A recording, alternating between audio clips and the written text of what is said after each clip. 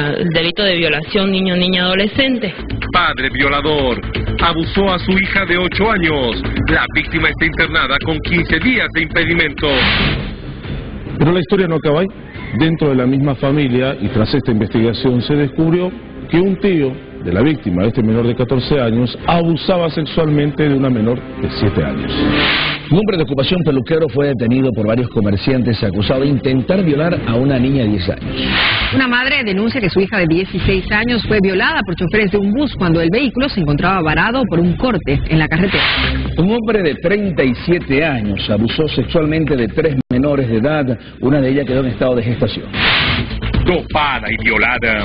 Una adolescente de 16 años fue encontrada inconsciente en medio de cañaverales, donde se evidenció que fue sedada y violada. La policía identificó a sus agresores. Una menor que estaba llegando al colegio fue interceptada por un vehículo. Rapto y violación.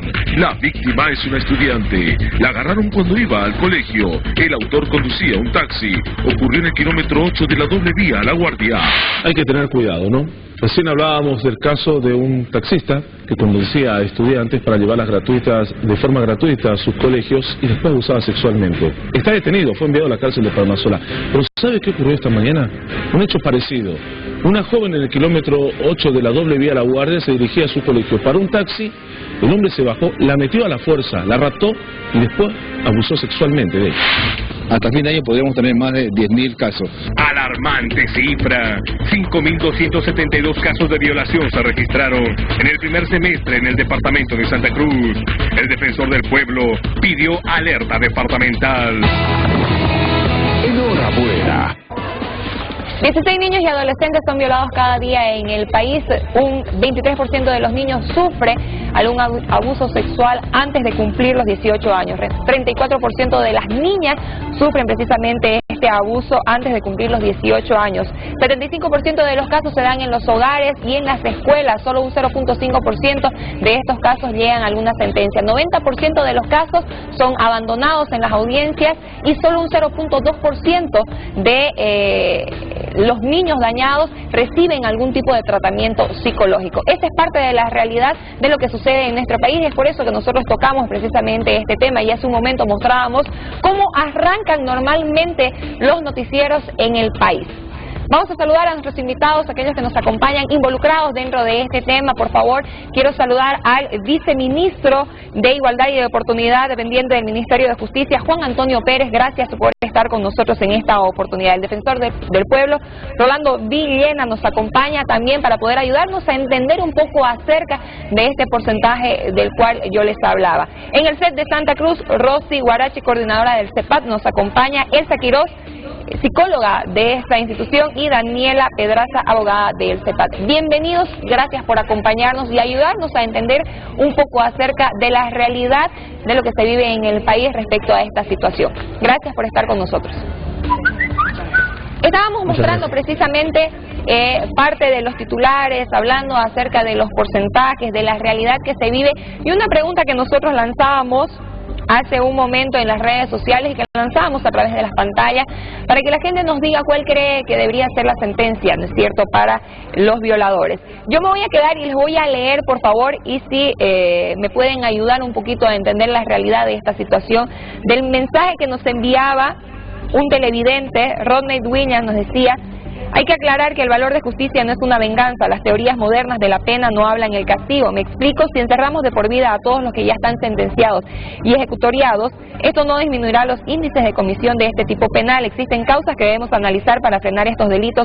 La gente está programada día y noche con imágenes eróticas, consumo de alcohol, muchas veces el agresor fue víctima. Este tema, al igual que otros estudios de criminalidad, debe darse buscando soluciones reales y no medidas como estamos acostumbrados, que sirvan de parche y contento a una sociedad poco educada en estos temas. Espero haberme hecho entender en esta breve explicación.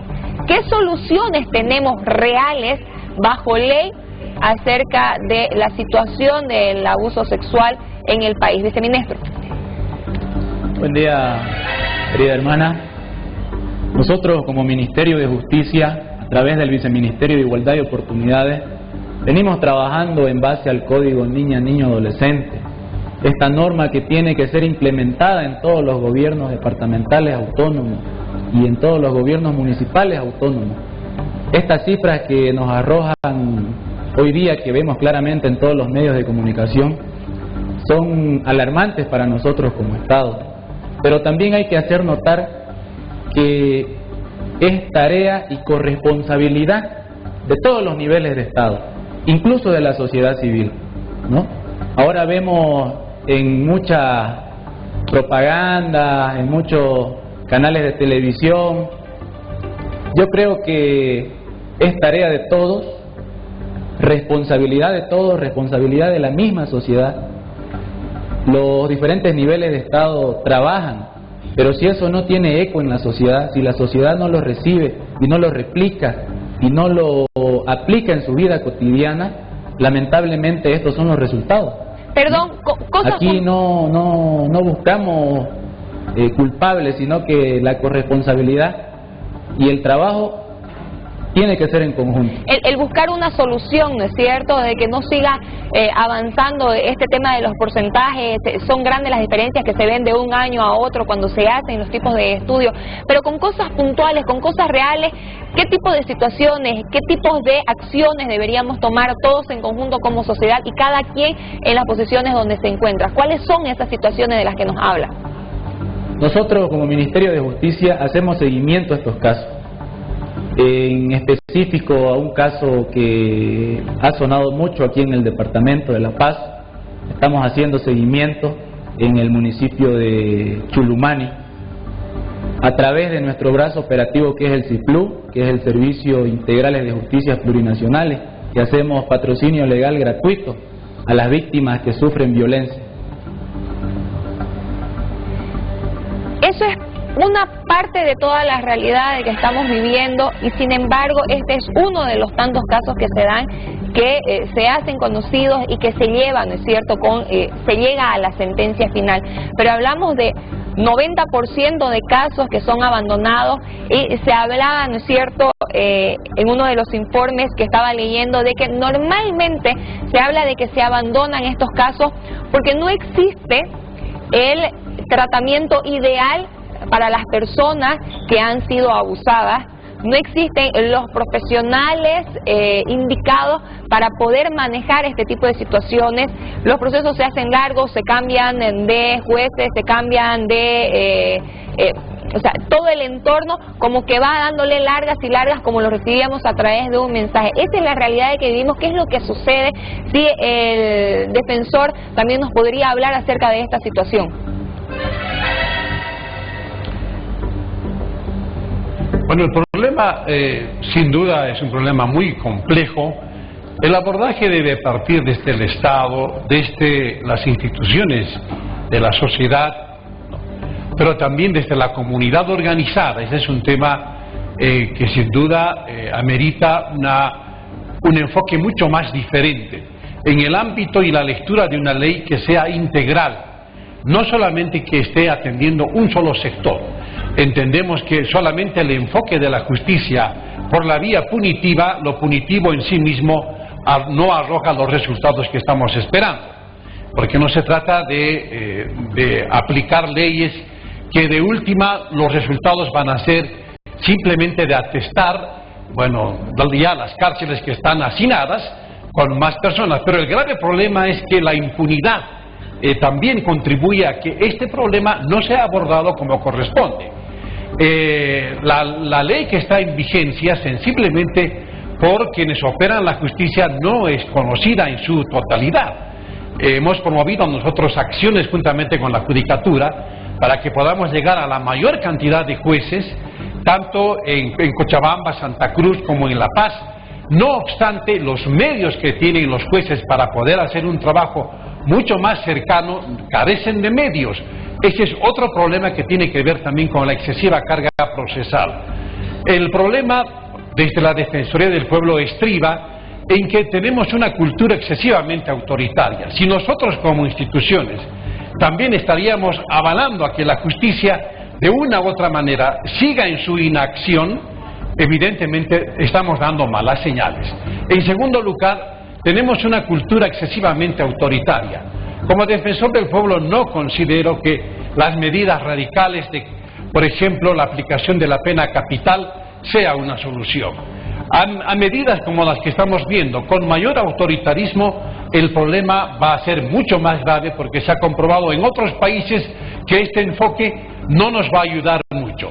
De manera tal que en lo estrictamente educativo estamos promoviendo, por ejemplo, acciones para que los municipios a nivel nacional, conjuntamente con las defensorías y los consejos departamentales de la niñez y la adolescencia creados por la Defensoría del Pueblo, podamos abordar el tema con las familias.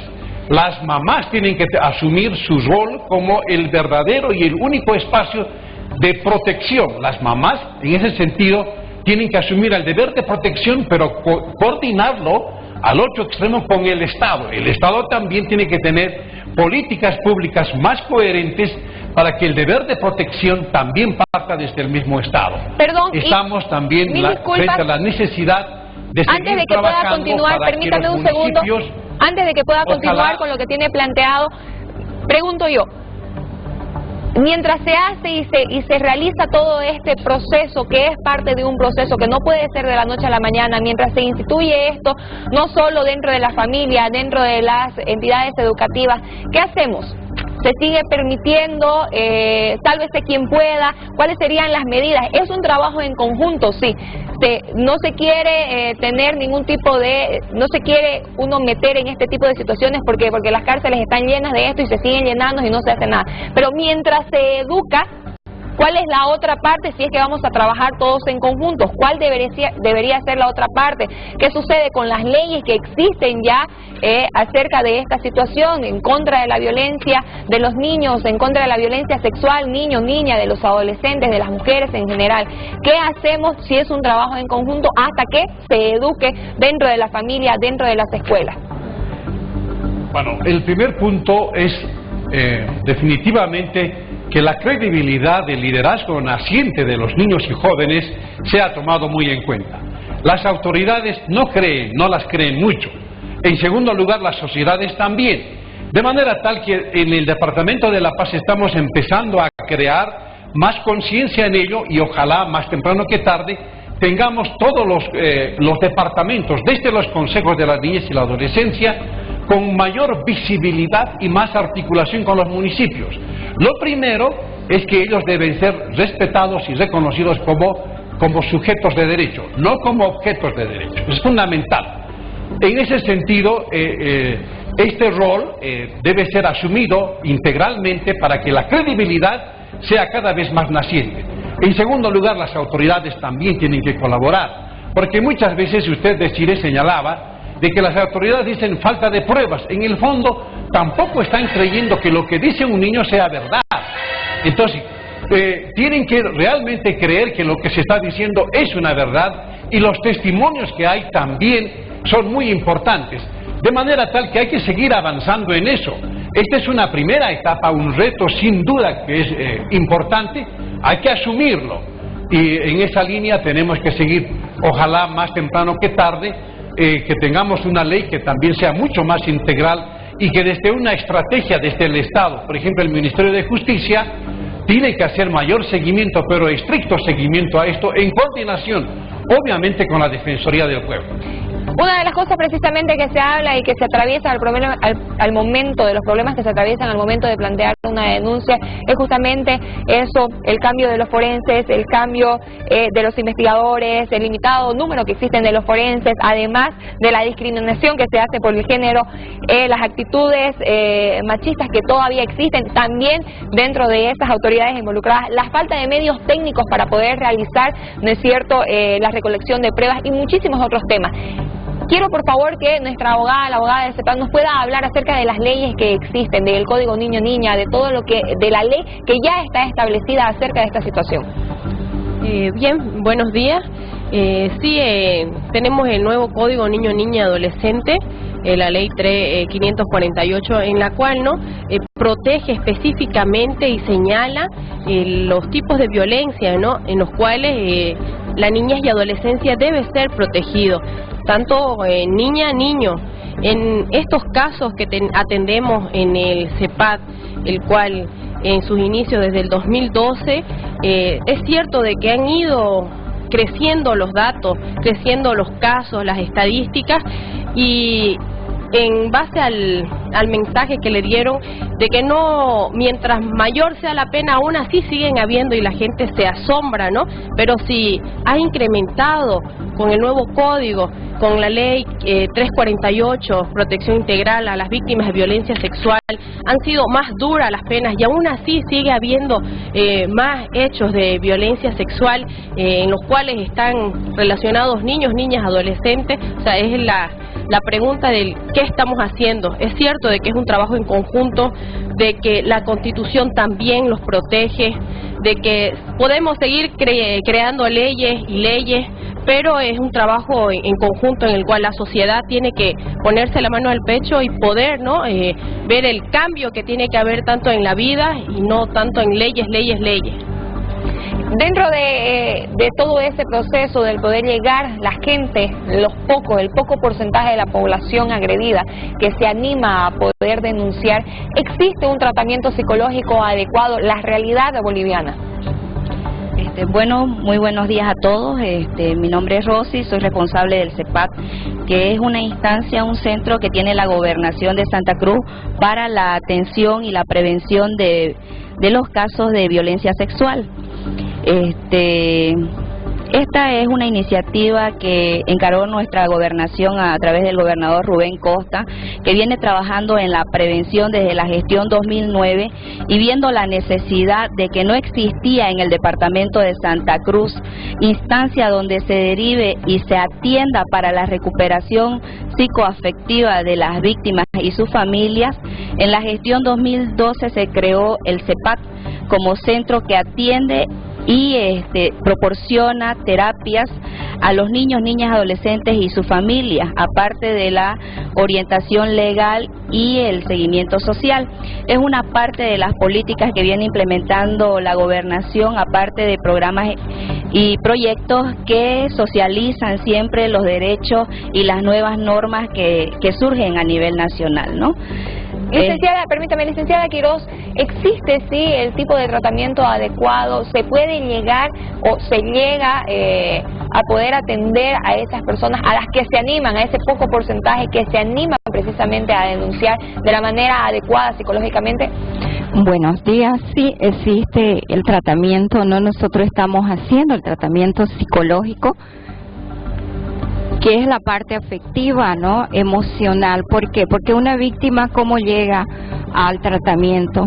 Me llega triste, me llega con insomnio, también me llega muchas veces con problemas alimenticios, no come bien, no duerme bien. Entonces son muchos síntomas donde hay que hacer el tratamiento, ¿no? Y este tratamiento va complementado con la familia o el tutor que está más cercano del niño, de la niña o del adolescente. ¿Por qué? Porque también necesitamos el apoyo en la casa para cambiar. Porque no solamente vamos a tratar, ¿no?, el niño o la niña en sí, porque también tienen que ser orientados tanto la mamá, el papá. Muchas veces la ansiedad de la mamá, la preocupación por todo lo que pasó, está todavía mucho más, ¿no?, sensible a la mamá, y cualquier cosa afecta, y eso también le afecta a la niña, al niño. Licenciada, permítame por favor, nosotros presentábamos parte de los titulares en las noticias de lo que se está viviendo en este último tiempo, y en general las noticias hablan sobre menores de edad que han sido víctimas de agresión sexual. Hablábamos antes de ingresar a pantalla de que un televidente a través de su mensaje transmitía la información que decía: las personas que cometen este abuso son víctimas de agresión sexual, son personas que están trastornadas, pero leyendo un informe de estudios que se han realizado en las cárceles de diferentes países en el mundo, hablando precisamente con los violadores, con los agresores, en la mayoría en general decía que es simplemente parte de sentir que controlan a una persona más débil, personas que han vivido reprimidas de sus emociones durante todo el tiempo y que buscan demostrar de que son superiores, controlando a personas inferiores, a individuos a los que pueden hacerles daño y así mostrar su superioridad. Pero ¿qué es lo que sucede? ¿Por qué el ataque a los más pequeños? ¿Por qué el ataque a los niños? ¿Qué es lo que está pasando en nuestra realidad boliviana de que los números, los casos que se presentan de agresión sexual va dirigido a los menores de edad? Por las mismas investigaciones que dicen, ¿no? El poder. ¿Quién tiene poder sobre ese menor de edad? Es el que puede, ¿no? Agredir. Entonces, como vemos también vemos muchos casos, ¿no? No solamente, digamos, el poder, sino que podemos también ver lo que tenemos hoy en día. ¿Qué es lo que tenemos? ¿Qué es lo que mostramos? ¿Qué información es lo que tienen también? Niños, adolescentes, muchas veces están viendo pornografía, es fácil de conseguir. Imagínense una mente, ¿no? Que esté viendo pornografía todos los días. Pongamos un niño de 10 años que vea pornografía. ¿Qué va a pasar cuando tenga 13, 14 años? Va a una fiesta, toma alcohol.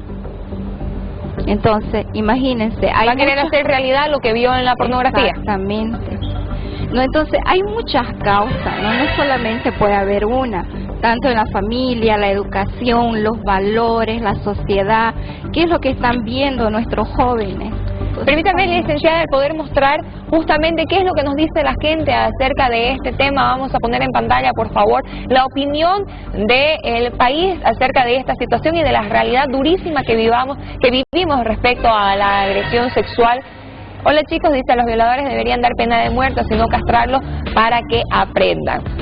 Me llamo Paola, bueno, creo que sería bueno la castración porque ya es mucho las violaciones que hay en el país, pero lastimosamente las policías y el gobierno no hacen nada. Palmasola se llena cada vez, parece que el 70% de la población está ahí, me imagino que eso lo quería decir, ¿no? Sé que suena muy feo, pero yo creo que la castración sería una opción acertada, ya que llenar las cárceles no sirve de nada porque esa gente sigue siendo enferma. La castración quita el apetito sexual. En las épocas de la Biblia, en el Antiguo Testamento, se castraba a los hombres elegidos para cuidar de la reina y que no suceda absolutamente nada. Se debería plantear algo así. Uno de los informes precisamente respecto a este tema que acabamos de leer hablaba sobre el análisis que se hizo con los violadores dentro de la cárcel, de que lo que motivaba precisamente su agresión no era el deseo sexual, era el sentimiento de superioridad. Rodolfo Siles nos dice, la pena de muerte debería ser implementada para los crímenes de violación, asesinatos, feminicidios, etcétera. Dice, los delincuentes no van a poder ser rehabilitados en el actual régimen penitenciario, donde la administración de disciplina está manejado por los mismos presos. Queremos atacar al pecador y no al pecado. En la TV, escuelas, colegios, internet, mercados, tenemos pornografía en abundancia, incitando al varón y mujer al sexo. Y para satisfacerse buscan a los o las débiles. Todo violador detenido debe ser sentenciado de inmediato sin dar lugar a defensa porque tenemos una justicia corrupta. Vamos a leer los mensajes que nos llegan a través del Facebook. Dice que promulguen la ley para la castración química de los genitales como en India, donde generó mucha conciencia. La verdad que hoy en día son muchos los casos de violación. Por favor, promulguen una ley para que se acabe con esta situación. Parece una película de terror que nunca acaba. Buen día, yo pienso que el gobierno le está restando importancia a este caso, que es la comida del día a día. Yo pienso como madre, hermana, mujer, etcétera, que ya tendría que aprobar la ley de castración para estos depravados sin sentimientos. Aquí las leyes no valen nada, puesto que yo lo he vivido con una pariente y sí puedo confirmar que las autoridades no protegen y es mucho peor cuando una persona no sabe nada acerca de las leyes. Muchísimas gracias. Para poder despedirnos, estamos hablando de la situación en general, la gente nos está brindando su opinión y la frustración que existe definitivamente por lo que se vive día a día y el temor bajo el cual vivimos en el país. Existen las leyes, existen los profesionales, pero la situación sigue aumentando. ¿Qué es lo que está sucediendo? Viceministro, por favor, para poder cerrar este tema. ¿Me puede...? Adelante, viceministro. Gracias. Viendo las opiniones de los ciudadanos, nuestro ordenamiento jurídico es bien claro en estos temas de violaciones, seguidamente de asesinatos, 30 años de cárcel sin derecho a indulto. Serán los legisladores que decidan sobre la castración, sobre esos temas, pero a modo de reflexión, también es necesario que la sociedad se dé cuenta, la familia sobre todo, que es el principal núcleo, ¿no?, de educación hacia nuestros niños. No comparto la opinión del defensor de que endurecer las penas nos puede jugar en contra también al mismo tiempo, ¿no? O puede generar un colapso sobre estos temas. Nosotros como Ministerio de Justicia estamos bajando a los departamentos, a las gobernaciones, para trabajar en un programa integral de prevención y sanción de lucha contra la violencia sexual hacia nuestros niños. No solo hacia nuestros niños, sino que también incidimos en muchos temas. Las casas de acogida hacia las mujeres es un tema que nos está alarmando mucho, porque tocamos el tema del presupuesto, por ejemplo. 30% del presupuesto de seguridad ciudadana del IDH tienen que ir dirigidos este año para implementar e instalar el funcionamiento de estas casas. Pero volviendo al tema, esta es una tarea de todos. Como lo dije y siempre lo digo en los espacios donde yo puedo estar, el papel aguanta todo, pero aquí es cuestión de voluntades políticas. El Estado ha demostrado la voluntad política, los diferentes gobiernos departamentales, autónomos, departamentales, municipales, el defensor del pueblo han demostrado las voluntades políticas, pero también la sociedad civil organizada tiene que demostrar esa voluntad política de tomar en cuenta sobre todo este sector que son nuestros niños, que son el futuro de nuestro país. Para poder cerrar ya el tema, defensor, de forma concisa, su opinión acerca de la realidad de lo que sucede. Preocupante lo que está pasando, pero que a estas alturas explicaciones sobran y no responde a enfocar, a hacer un replanteo verdaderamente comprometido por los derechos humanos. Si me preguntaran a mí cuál es el tema sustancial de los derechos humanos hoy en Bolivia, pasa precisamente por la violencia brutal que sufren las niñas en su conjunto y la violencia sexual. Esto está también poniendo en duda la eficacia que tenemos en el campo de la democracia, porque a mayor incremento de la violencia, evidentemente los escenarios para que las instituciones del Estado, como referentes más cercanos de la democracia, también están dando señales no coherentes. Considero que es urgente que ese presupuesto fijado para que haya un abordaje más integral de la temática que sufren las niñas en cuanto a violencia sexual tiene que ser revisado. Es decir, el incremento, ojalá que pensando ya el próximo año sea mucho más, pero hay que hacer un seguimiento de lo que se está haciendo hasta ahora. Hay que hacer los ajustes, porque las casas de acogida son simplemente nominales. Claro. El personal que tenemos allá como psicólogos, no todos son profesionales. Hemos insistido muchísimo en la importancia que tiene de asignarles un presupuesto que permita avanzar, pero también que los técnicos tengan estabilidad. No podemos tener gente improvisada, este es otro grave problema. De manera que todas las terapias que dice la norma no se están cumpliendo, justamente porque tenemos allá una laguna y no tenemos un campo que nos permita ser más coherentes como Estado y como sociedad. Ojalá se llegue, ¿no es cierto?, a que esto y todas las leyes que existen, todos los profesionales capacitados que se dice que existen dentro del país empiecen a cumplir sus funciones, y obviamente es tarea de todos el tema de educación en los colegios, educación en la familia, pero también mientras nos educamos, el que existan realmente las leyes y ese equipo de trabajo se pueda manifestar en los porcentajes y en la realidad de lo que sucede sobre la violencia sexual en el país. Muchísimas gracias a nuestros invitados especiales, gracias por acompañarnos. Nosotros tenemos que continuar con más del programa.